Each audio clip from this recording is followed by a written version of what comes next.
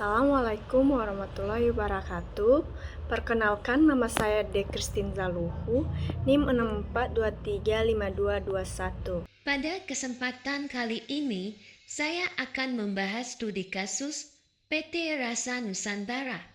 PT Rasa Nusantara adalah perusahaan F&B lokal yang menghadapi penurunan kinerja akibat persaingan yang semakin ketat, perubahan preferensi konsumen, dan kenaikan biaya bahan baku. Manajemen perlu menentukan strategi agar perusahaan tetap kompetitif. Yang pertama ada gambaran umum masalah. Perusahaan bergerak di bidang food and beverage atau F&B mengalami penurunan kinerja. Faktor utamanya yang pertama, persaingan bisnis semakin ketat. Kedua, perubahan preferensi konsumen. Ketiga, kenaikan biaya bahan baku. Lalu, fokus pembahasan yang pertama, analisis strategis. Yang kedua, pilihan strategis bisnis. Yang ketiga, implementasi strategi. Yang pertama ialah analisis strategis. Pertama, saya akan membahas faktor eksternal dan internal yang paling menentukan kondisi PT Rasa Nusantara saat ini. Dari sisi eksternal, terdapat 3 faktor utama. Yang pertama adalah persaingan yang semakin ketat. Saat ini, bisnis F&B berkembang dengan sangat cepat. Konsumen memiliki banyak pilihan produk, baik perusahaan lokal maupun merek yang lebih besar. Kondisi ini membuat PT Rasa Nusantara harus mampu menawarkan sesuatu yang berbeda agar tidak kehilangan pelanggan.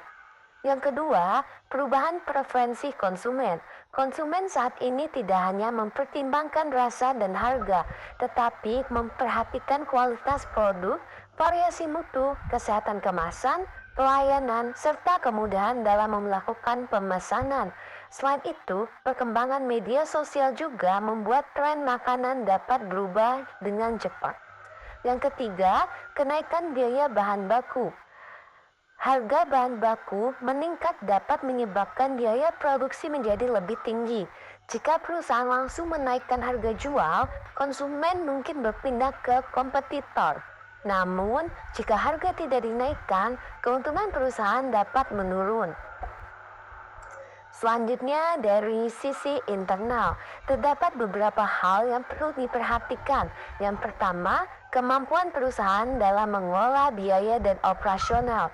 Jika biaya produksi tidak dikendalikan dengan baik, kenaikan harga bahan baku akan semakin menekan keuntungan. Kedua, kemampuan inovasi produk PT Rasa Nusantara perlu mengetahui produk apa yang sedang diminati konsumen dan melakukan pengembangan menu secara berkala. Ketiga, kekuatan merek dan pelayanan. Sebagai perusahaan F&B lokal, PT Rasa Nusantara sebenarnya memiliki peluang untuk membangun kedekatan dengan konsumen melalui citra rasa khas, pelayanan yang baik, serta identitas merek yang kuat. Jadi, dapat disimpulkan bahwa kondisi PT Rasa Nusantara dipengaruhi oleh kombinasi antara tekanan eksternal berupa persaingan, perubahan selera konsumen, dan kenaikan biaya bahan baku, serta faktor internal berupa efisiensi operasional, inovasi produk, dan kekuatan merek. Selanjutnya adalah strategi bisnis yang paling tepat untuk diterapkan. Menurut saya, strategi yang paling sesuai adalah strategi diferensiasi yang didukung oleh efisiensi biaya dan inovasi produk.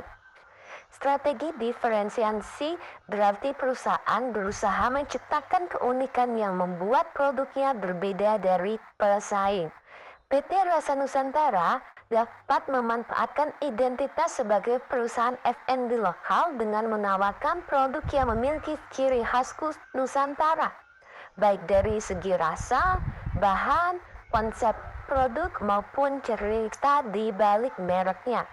Contohnya, perusahaan dapat mengembangkan menu yang menggabungkan cita rasa tradisional Indonesia dengan konsep makanan modern. Dengan demikian, konsumen memiliki alasan untuk memilih PT Rasa Nusantara dibandingkan produk pesaing. Namun, diferensiasi saja tidak cukup karena perusahaan juga menghadapi kenaikan biaya bahan baku. Strategi tersebut perlu disertai dengan efisiensi biaya. Perusahaan harus melakukan pengendalian penggunaan bahan baku, mengurangi pemborosan, mengevaluasi pemasok, dan menyesuaikan jumlah produksi dengan permintaan konsumen. Selain itu, inovasi produk juga sangat penting. Perusahaan dapat melakukan riset sederhana mengenai selera konsumen melalui survei, media sosial, maupun data penjualan. Menu yang kurang diminati dapat dievaluasi, sedangkan produk yang memiliki perminatan tinggi dapat dikembangkan. Strategi ini dipilih karena PT Rasa Nusantara tidak seharusnya hanya bersaing melalui harga. Jika perusahaan terus menurunkan harga, keuntungan akan semakin tertekan. Sebaliknya, perusahaan perlu memberikan nilai tambah yang membuat konsumen bersedia tetap membeli produknya. Jadi, inti strateginya adalah menjadi berbeda, tetap relevan dengan kebutuhan konsumen, tetapi tetap menjaga efisiensi biaya.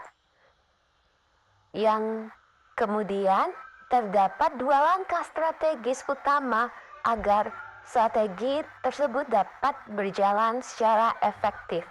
Langkah pertama ialah inovasi produk dan penguatan pemasaran. PT Rasa Nusantara perlu melakukan evaluasi terhadap produk yang sudah ada dan mengembangkan menu yang sesuai dengan tren serta kebutuhan konsumen. Perusahaan juga perlu memanfaatkan media sosial seperti Instagram, TikTok, dan platform digital lainnya untuk memperkenalkan produk.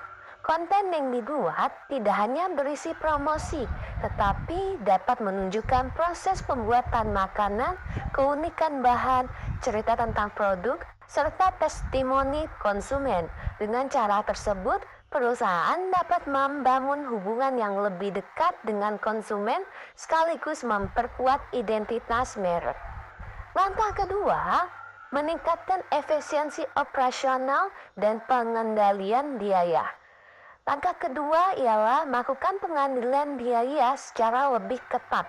Perusahaan perlu mengevaluasi penggunaan bahan baku, mencari pemasok yang menawarkan kualitas dan harga yang sesuai, mengurangi bahan yang terbuang, serta mengatur jumlah produksi berdasarkan tingkat perminatan.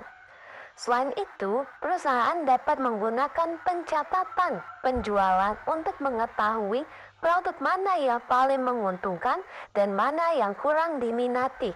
Dengan demikian, perusahaan tidak hanya fokus meningkatkan penjualan, tetapi juga memastikan bahwa peningkatan penjualan tersebut menghasilkan keuntungan yang sehat.